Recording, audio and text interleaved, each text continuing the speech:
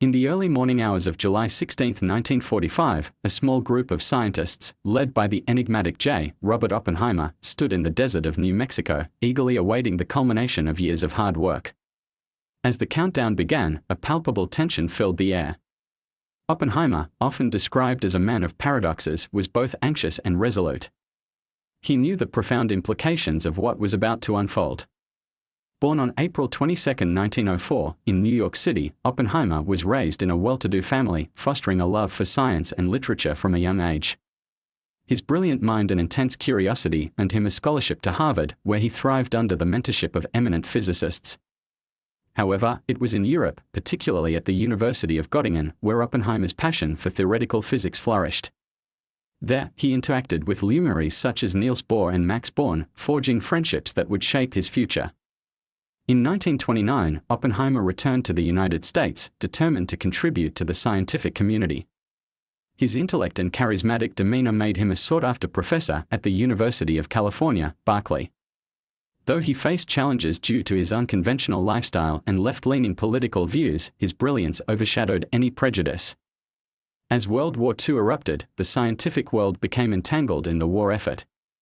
Recognizing the potential of atomic energy, Oppenheimer was appointed as the scientific director of the Manhattan Project, tasked with developing an atomic bomb. His mind was now consumed with scientific and moral dilemmas. Under Oppenheimer's guidance, Los Alamos, the secret research laboratory, hummed with activity. Brilliant minds from various fields worked together in a melting pot of ideas, but it was Oppenheimer's remarkable leadership that held it all together. Despite internal conflicts and mounting pressure, he navigated the team with a deft hand, encouraging collaboration while maintaining the utmost secrecy. Yet, with every step closer to the completion of the bomb, Oppenheimer's conscience weighed heavily upon him.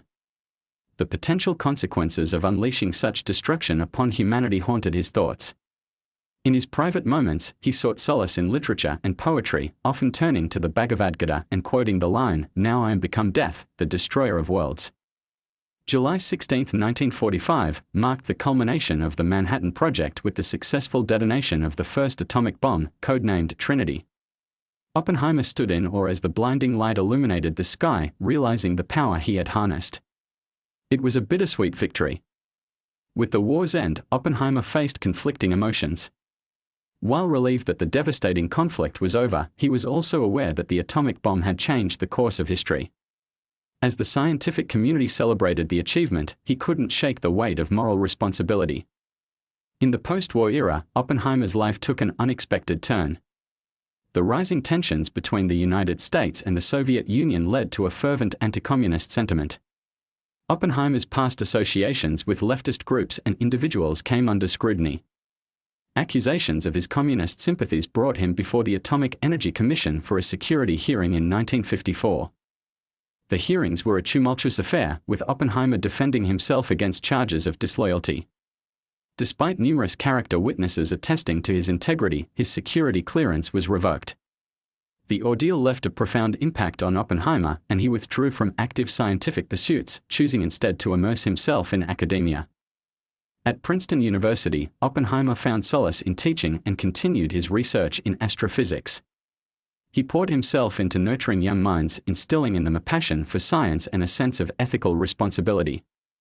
His lectures were captivating, with students hanging on to every word. Many found inspiration in his commitment to scientific inquiry and personal growth. Yet, Oppenheimer's personal life was far from stable. Marital troubles plagued him, and his health began to decline. Despite the challenges, he remained an icon in the scientific community and received numerous awards and accolades for his contributions. In the latter part of his life, Oppenheimer embraced his passion for international affairs, becoming a vocal advocate for arms control and disarmament. He spoke passionately about the need for peaceful coexistence and the dangers of nuclear proliferation. His experiences during the Manhattan Project had deeply influenced his stance, and he was determined to prevent future catastrophes. As the years passed, Oppenheimer's health continued to decline. His once fiery spirit seemed to dim, but he remained an influential figure until the end.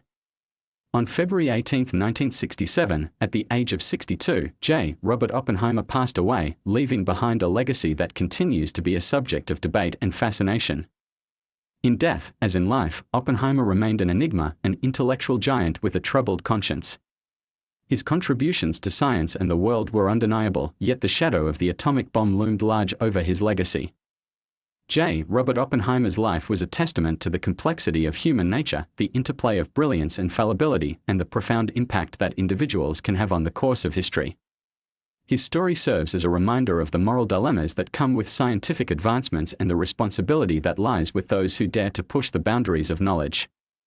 The fire within Robert Oppenheimer burned brightly, illuminating the path of scientific progress, but it also left behind a trail of questions about the true nature of his legacy. To this day, the man who was both a creator and a destroyer of worlds remains a captivating figure in the annals of history.